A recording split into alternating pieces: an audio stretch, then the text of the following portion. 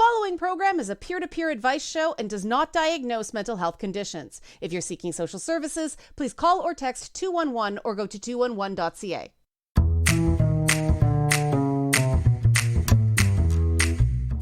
Hello, listeners around the world on radio, streaming, and podcast services. This is It's Not Therapy. I'm Leanna Kersner, and I am not a therapist, but I am your source for practical advice for everyday problems, using my top 10 sayings for checking in with your best self. This week, we're going to talk about teen mental health. Teen expert Dr. Betsy Holmberg, PhD, will be with us later to talk directly to teenagers about how their brains work. And this is a topic near and dear to my heart. Teen mental health. I started as a peer counselor as a teenager, and I absolutely believe that having a coach who understands what you're going through makes formal therapy more effective. But with teens, the sense of being understood is even more important than that, because teenagers are in that difficult process of becoming individuals, separating from their parents, who often don't want to let go of them, and figuring out who they are, what they want, and how they're going to get there. And teenagers tend to do this in the context of adult involvement that simultaneously invalidates most of what teenagers care about and makes the exact same minors an excuse for every knee-jerk emotional reaction adults have. For the love of God, will someone think of the children? We hear that a lot now, don't we? When I first decided to tackle this topic, it was based on the latest CDC Youth Risk Behavior Survey. Now, what is that? That's 17,000 youth being surveyed every few years about their mental health and experiences. And the most recent data is from 2021. And the trends have been telling us things since 2011. So don't blame the pandemic for these numbers. It's not the pandemic. These numbers have been going in the same direction for over 10 years. But since the pandemic started the whole kids should be in school thing, finally, adults might pay attention. Now, the good news is that risky sexual behaviors and drug use, substance use, are decreasing in teens. They're still too high, but they're going in the right direction. Violence, including sexual violence, poor mental health, and suicidal thoughts, well, they're still going up. And bullying is a major factor. But before we crunch numbers, now I love to crunch numbers, okay? But I want to state a beef I have with the focus on how adults relate to teen mental health, the metrics they use to judge it, right? Because I think this is a big part of the problem. Adults often send a bad message to teenagers in the way they talk about youth and youth mental health. Adults tend to focus on things like standardized test scores and suicide statistics, and the message that sends teenagers isn't, we care about you. The way teenagers are receiving the message is, stop embarrassing us. Because it's boys have it worse because of slumping standardized test scores. No, girls have it worse because of a much higher rate of suicidal thoughts. But LGBTQ youth have it worse. Black youth have it worse. Indigenous youth, Asian youth. Parents. All teens are struggling. All teens are struggling. Some more than others, but all teens are struggling. The teen years are defined by struggling to figure things out. Each teenager is an individual with unique needs, and if you tell one of them that they should be grateful that they don't have it worse, that doesn't do anything to help a struggling teen. Neither does saying, it's just a phase. Let's talk about that whole it's just a phase thing, shall we? Let's, okay? Because we need to talk about that. Now, if you want to talk, if you want to ask a question, leave a comment, make a suggestion, reach out for some resources for you and your teen, or you and a family, whatever. Teenagers of all ages.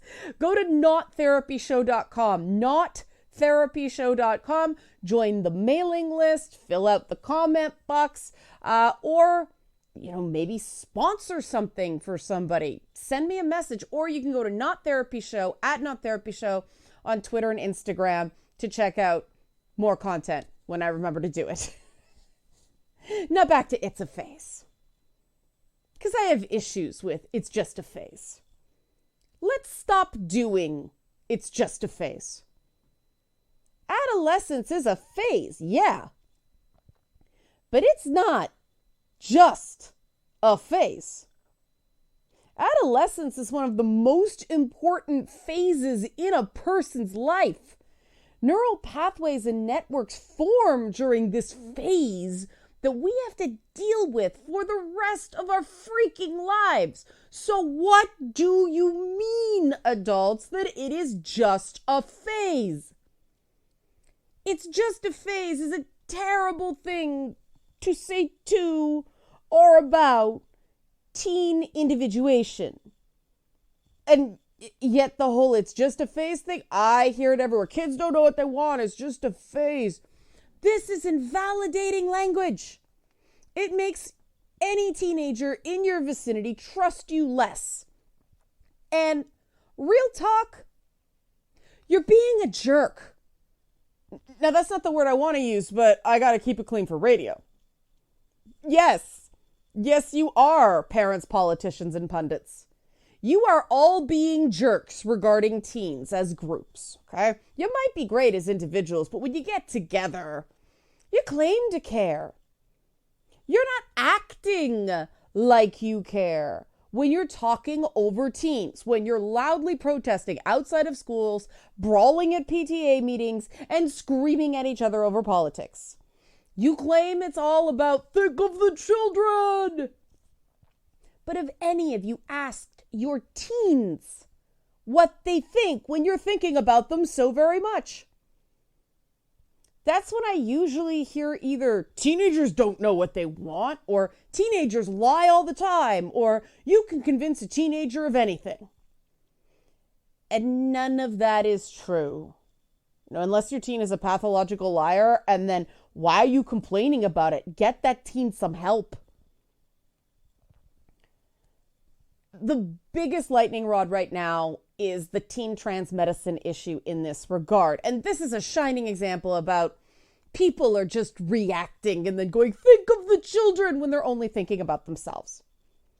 Gender identity forms between the ages of around 2 and 6 as a general rule. This used to not be controversial. I used to be able to teach this at the post-secondary level all the time and just, yeah, okay, whatever.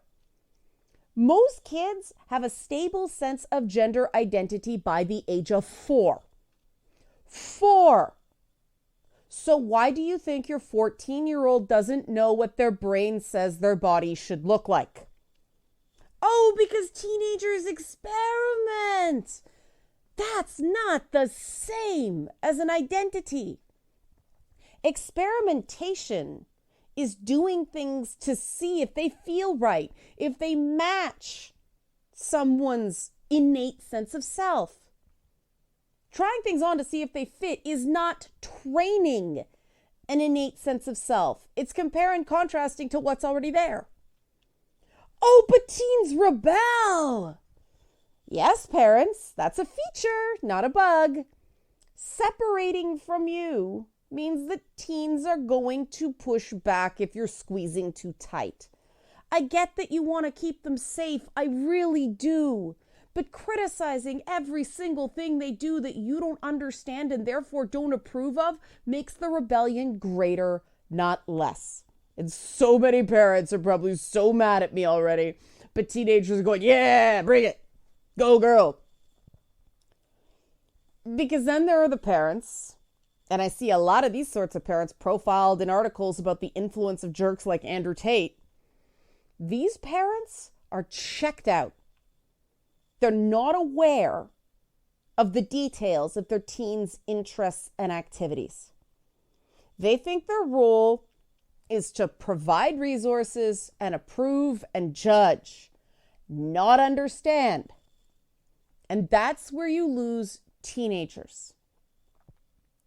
I love working with teenagers. No joke. People think not good crazy. They think I'm bad crazy when I say I love working with teenagers. But teenagers are amazing. And the first rule to earning a teen's trust is that you have to play partially by their rules. If they like video games, ask them why. Don't immediately lecture them on why video games are bad, because pro tip, they're not. If they like mumble rap, ask them why. Ask them to tell you about their favorite artists. Don't just complain that it's noise and that you can't understand what they're saying. The TikTok sped up lyrics thing, that personally drives me nuts, but I was told that's so the song doesn't get cut off in the TikTok, the clip. I understand that. If a teen thinks that they're going to immediately be met with disapproval, they're not going to confide in you.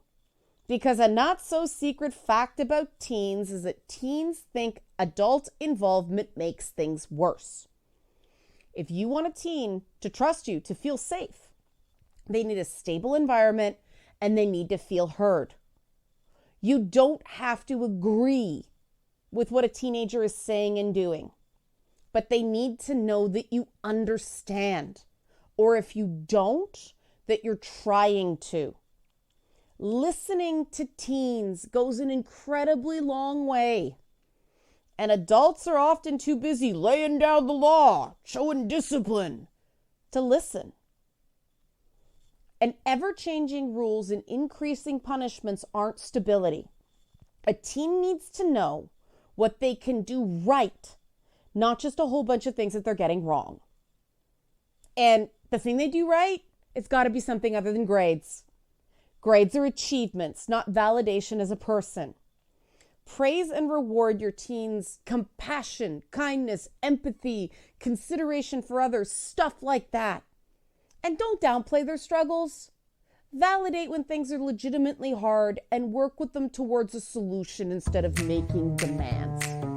Now, that's my little prep because we're going to get to the statistics after the break with Dr. Betsy Holmberg, teen expert. Betsy's great. You're going to love her now that you're all really mad at me. Betsy's very upbeat. She'll be a soothing balm. So hang on after the break on It's Not Therapy.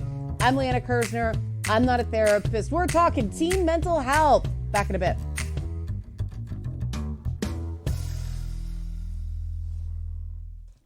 The following program is a peer-to-peer advice show and does not diagnose mental health conditions. If you're seeking social services, please call or text 211 or go to 211.ca.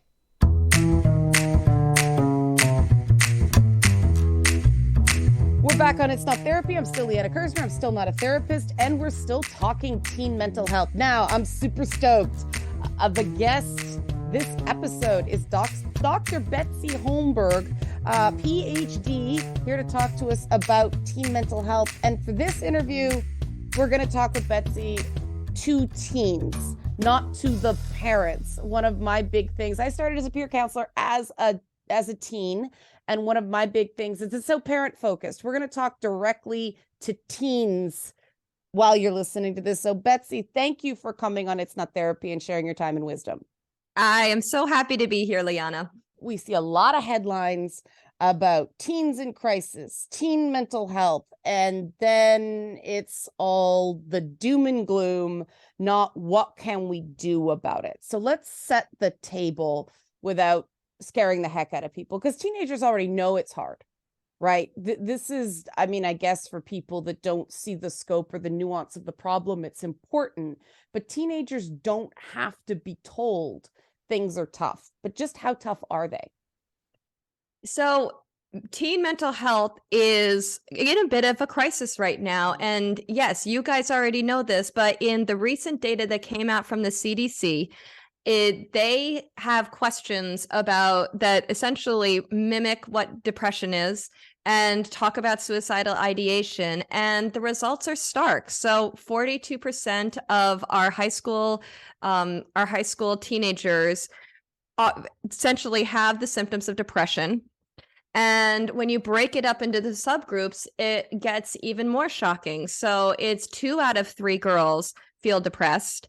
And when you get to suicide ideation, 1 out of 3 of those girls has thought about killing themselves. And 1 out of 2 of the LGBTQ plus population has thought about killing themselves. And the thing is this really doesn't say anything about you guys as teenagers, and this really says everything about the environment in which you're living.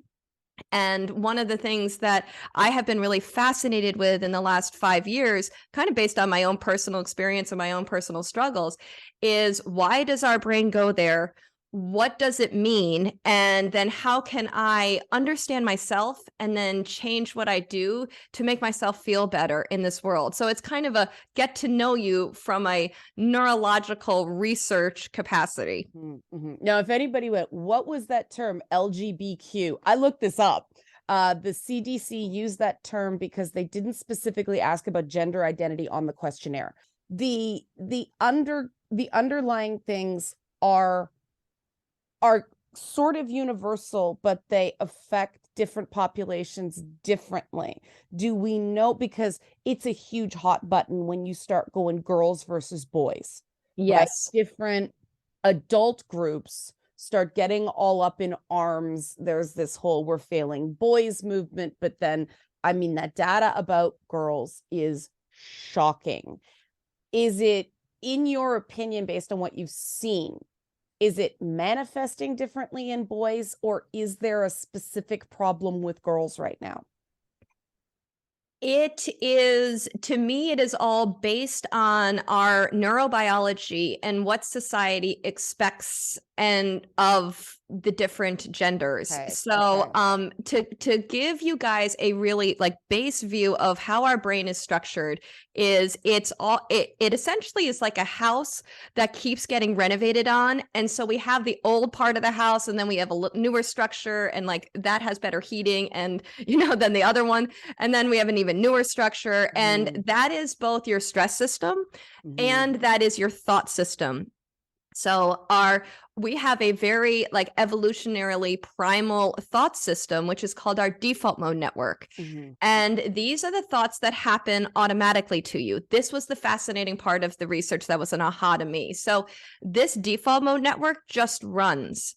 And what its purpose is it's to scan the environment and to also monitor you in the environment to say, am I fitting in? This goes all the way back to our hunter-gatherer days when we were in a clans and there were like 30 to 150 of us, right?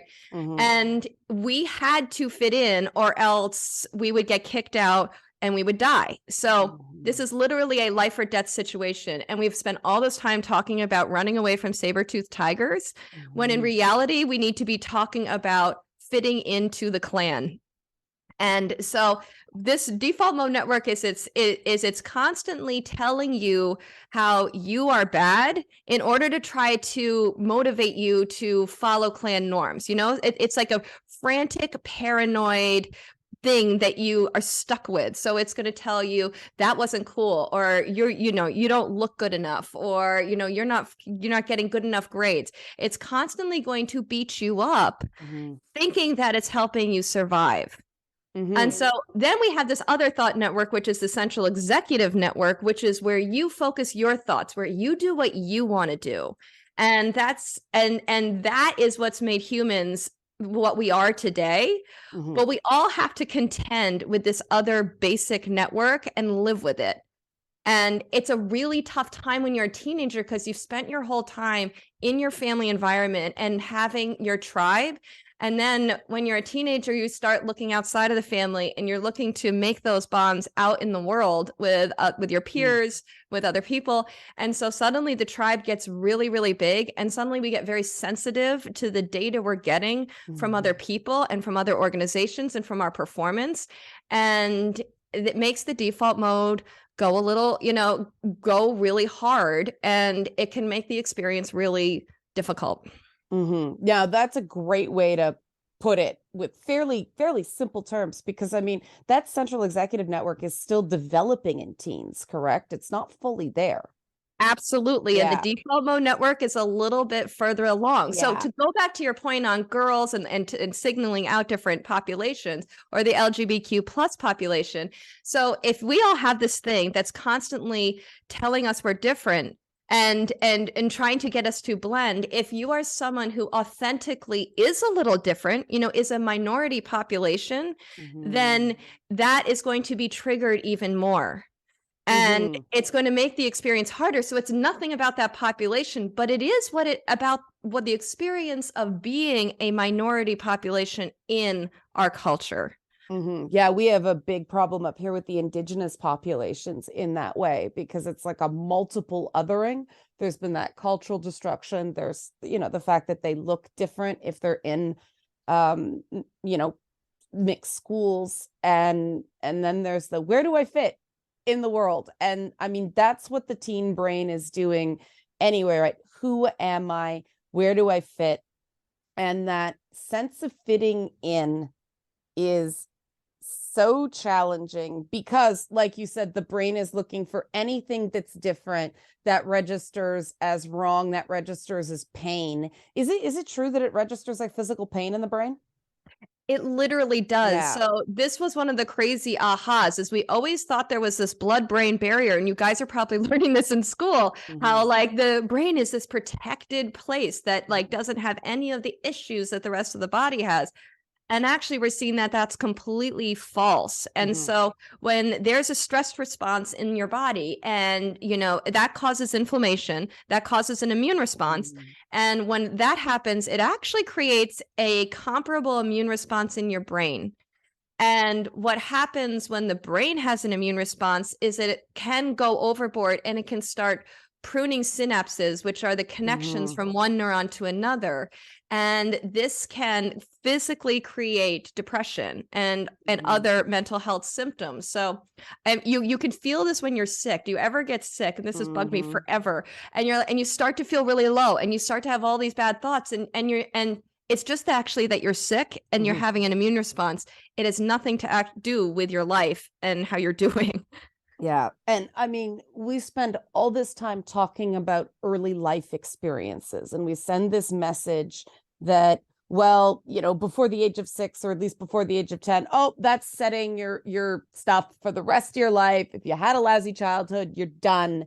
We don't look at what's going on in the teen years, and a lot of foundational stuff happens. And so we've got these teenagers with all this stress, this inflammation response. And in my work, I see a lot of people, young people, and they're individuals by this age, being taught to self-invalidate and ignore their body cues. So I wonder if we can talk about that. You know what I mean? Like stay up all night studying for tests, constantly go, push yourself past your limits so you never learn how to set healthy boundaries. Kids are discouraged from going, I have 4 hours of homework tonight. This is too much. We're training teens to do the exact opposite of setting healthy boundaries. Now, is any data back me up on these anecdotal observations?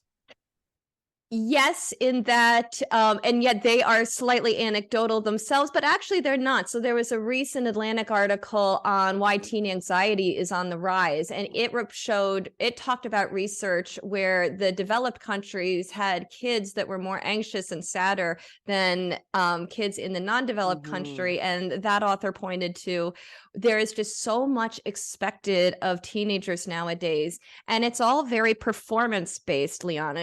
It's making the travel soccer team when you're 8 years old, and then you just get on that hamster wheel and you're stuck on it, or having to perform perfectly in school and having to stay up late. And all of these performance factors kind of tell the default mode, if you don't perform, you could get kicked out. Exactly. And so this constant need to perform is incredibly scary to our neurological systems. And we are not giving, I feel like teens nowadays don't have any places, like enough places where they can feel safe, because social media does the same thing. And social media activates the default mode network. It shuts down the central executive network. The more time we spend on it, you actually see these areas strengthening and weakening. And so it makes it even worse. It's a place where you are getting judged even more, and the judging can be so cruel. And so when we look at social media from the idea of our evolutionary basis and our need to fit in, we can see why that experience is so hard for everyone. Like, this is not just you guys teens, but you guys feel it really acutely, because a lot of your social world is on there, and that's really challenging. Yeah, I mean, social media does really nasty things to the whole mirror neuron process, because when you see someone getting humiliated, part of your brain treats that like it's you, correct? Absolutely. Yeah. So it's not just being the target, it's being a bystander to there's multiple different social media pylons every day. And this is adults setting that paradigm. And what you said about the performance-based element of the teen years, that's adults doing it to teens. And it's so wrong in terms of developing a healthy identity and sense of self. So what's a better alternative? Because this is the point where by the time we get a hold of somebody, they've already got an overdeveloped default mode. Those executive functions are shut down because it's a constant amygdala hijack. Everything's fight or flight, freeze or fawn. How do we start doing it right off the bat? What do we need to be doing with teens, and what can teens do for themselves and each other? Yeah. So the first thing I would love is for teens to know about these systems, and to know that when you're in your head and you can't stop thinking, or you're feeling really gutted by something you saw on social media, that is not you. This is an automatic survival system, and we need to be putting it in that box and not identifying with it. When we identify with it is when we then spiral and spend more and more time in it. And that's when it can lead to really dark places. So, the more teens can know about what's going on, the better. And then the second piece is I would love to almost kick this to the teens from a grassroots kind of movement of, if this is what we're seeing in terms of social media, and if this is what we're seeing in terms of, how these interactions make us feel, can we all get off of it? Can we not rely on our regulators to do it? I would love for them to say enough. We are so sick and tired of this. We are all sad. We are all anxious, and we want to act different, because parents, we can all say you can't have that, or not, no more screen time. But when it comes from, I feel like this is kind of similar to, recovery, all the recovery information, it needs to come from the individual. And what's so hard about teens is they're so in their world, and they're so, trying to perform and trying to achieve and trying to be these great kids and set themselves up for a great future, that they can't step back and see what's really happening. And I would love for us to empower them and give them the information for them to start bringing this into their social circles and making different choices based on what we're seeing in the literature. Okay, Dr. Betsy, hang on. We got to go to a break. That's what that music's all about. More with Dr. Betsy Holmberg, and how we can empower teens to make choices for themselves and understand how their brains are working. More on It's Not Therapy after the break. I'm still Leanna Kersner. I'm still not a therapist, and we're still talking teen mental health when we're back in a few minutes. The following program is a peer-to-peer advice show and does not diagnose mental health conditions. If you're seeking social services, please call or text 211 or go to 211.ca.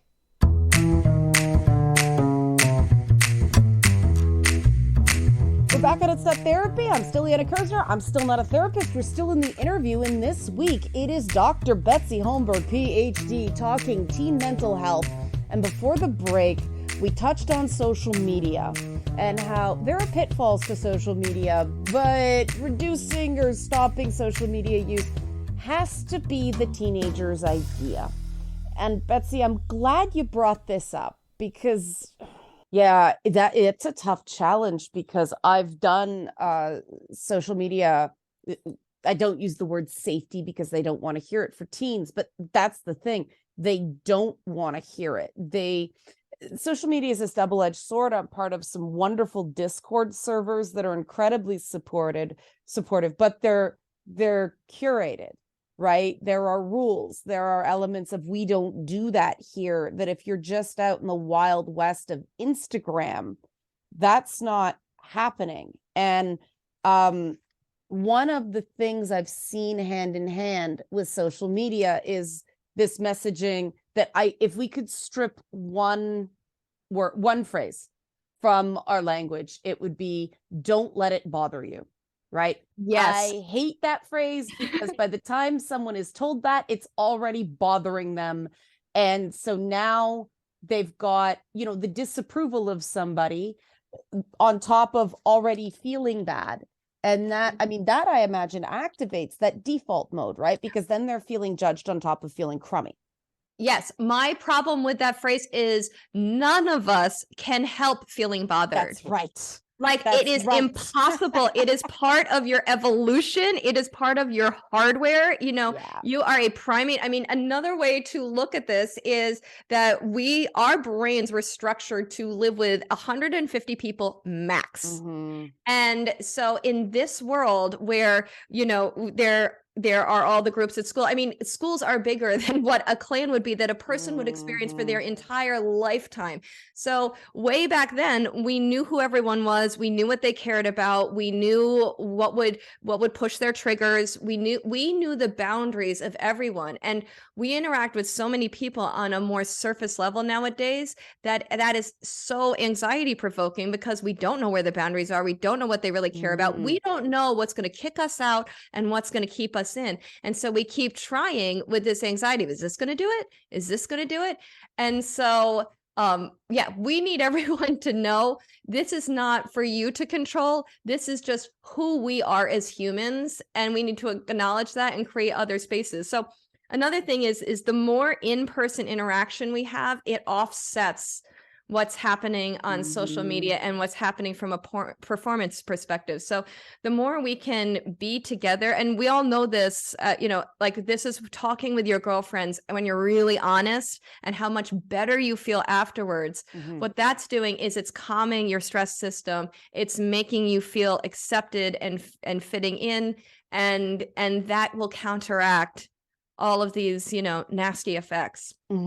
And obviously certain portions of the population are trained to do that more than others. And then you get those teen dynamics of, like you said, the brain has this fear of being ostracized, of being kicked out.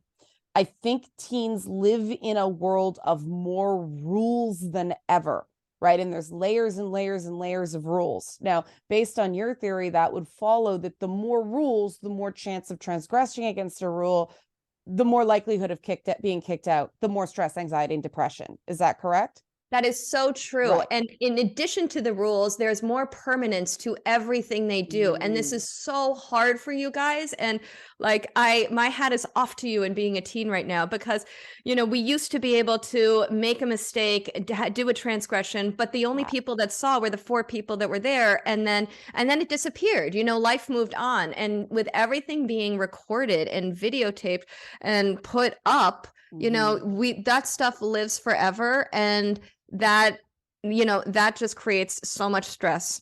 Yeah, I used to work in music programming. I started professionally in television when I was 19 years old. So I was still a teenager. So this hits close to home. And we'd see these, especially the pop princesses of the time, Christina Aguilera, Avril Lavigne, Britney Spears, people like that. There'd be a 3-year arc. They'd come in, youthful, energetic, really excited to be there. And within 2 to 3 years, they'd be slumped in a chair, zombies. Same young lady. And the only person that didn't happen with that I saw was Britney Spears. And we saw what happened with Britney. This is a universal thing that mistakes live on forever. It's so catastrophic. and we talk about catastrophic thinking a lot, and we make it the problem of the individual, but the catastrophes are real with these mass public shamings. And maybe you have some advice on this, because I don't know what to do. I can't tell a young person, oh, it'll be okay, because if they get shamed by millions of people, that is not okay. That is terrible. That is legitimately a bad thing. It And is. yeah. Yeah, it is. And the thing is think about it. Like, we're used to 150 people, Yeah. millions of people. I mean, our systems are just not designed for this. And so one of the things that has helped me and the people I work with is understanding where the shaming is coming from. So if social media activates the default mode network and it shuts down the central executive network, which is who you are. P.S. This default mode network, psychologists make everything sound really sophisticated. They're like, this is the seat of your moral awareness. Well, what is moral awareness? It's right or wrong. It's black or white thinking. Right. So this is where we get dumber and we start, where we get more movement based, and that's what you're seeing in our population is these separating movements, and where people won't listen to facts because facts don't happen in the default mode network. All that happens is following.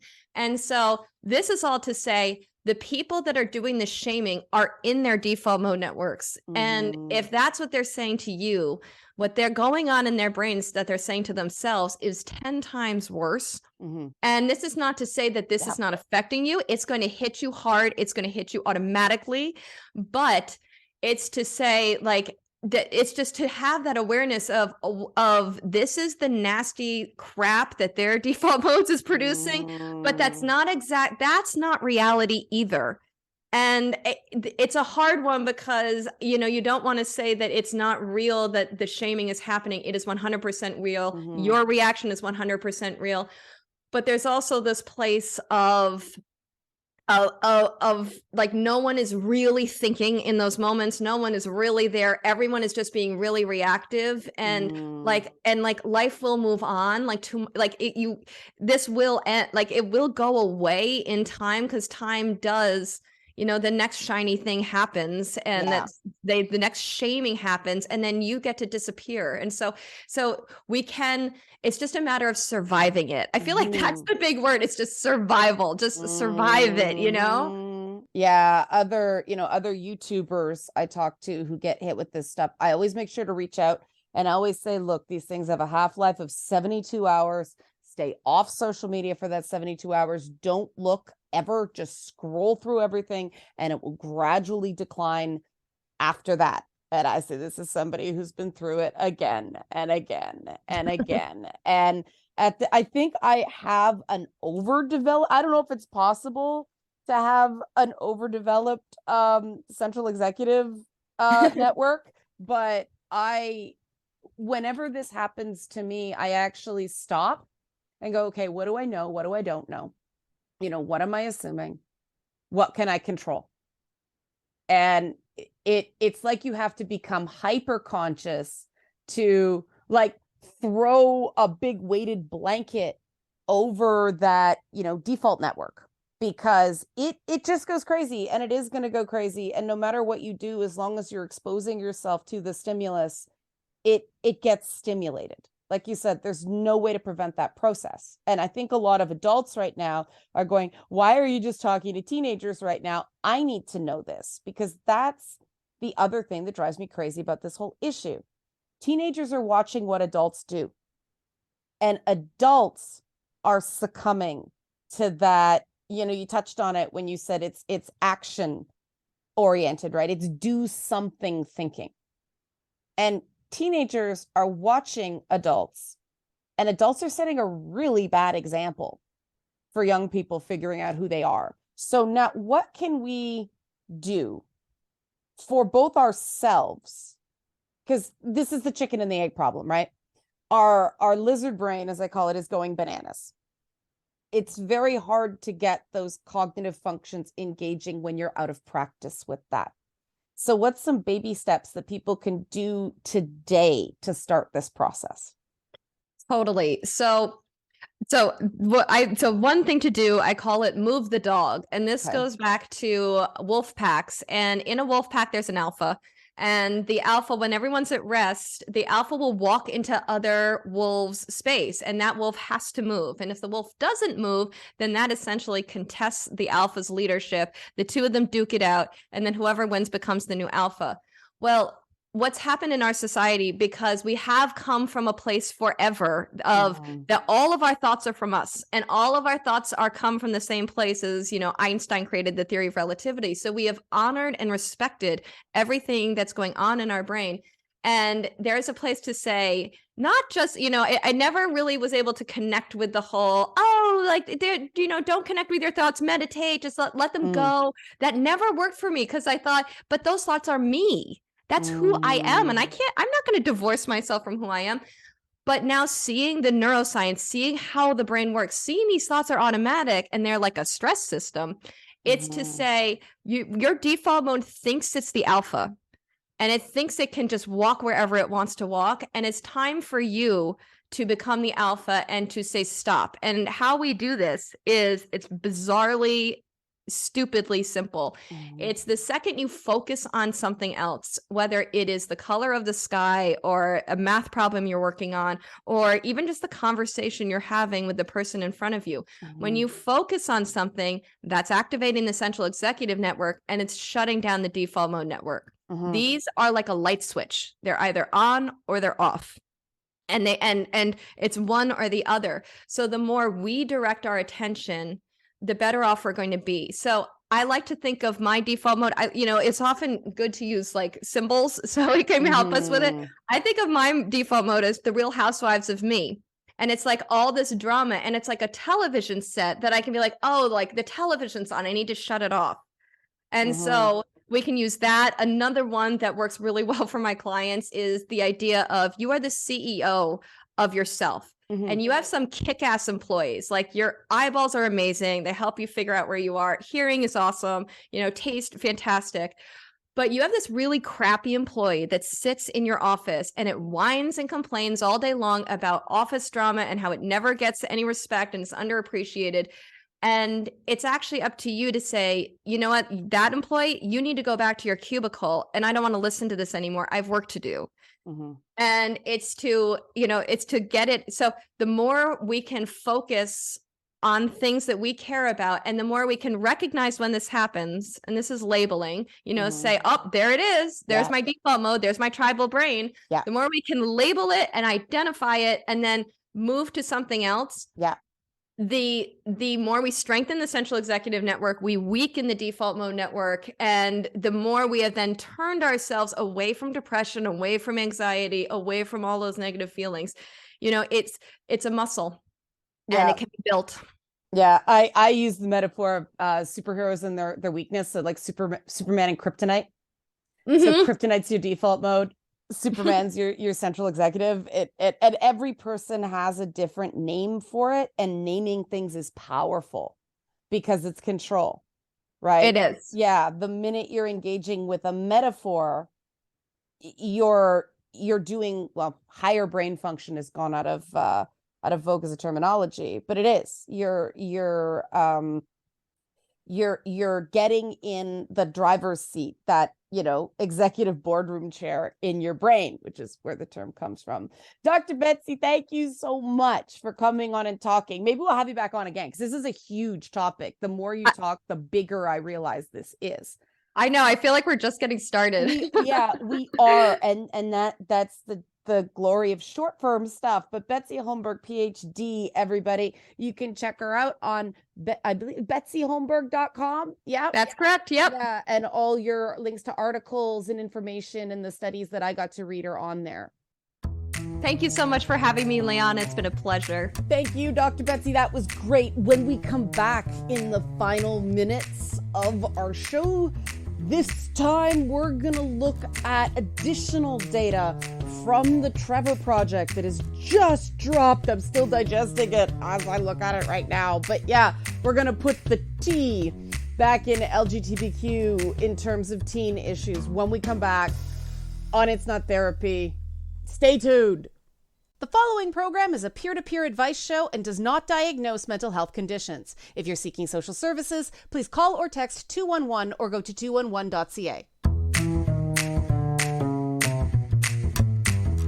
We're back on It's Not Therapy. I'm still Leanna Kersner. I'm still not a therapist, and we have 3 minutes left to end our episode on teen mental health. And Dr. Betsy Holmberg and I were talking based on CDC data, the official government stuff, but the Trevor Project, which is a nonprofit serving LGBTQ youth. You may recognize it from Daniel Radcliffe's involvement in it, Daniel Radcliffe of Harry Potter fame.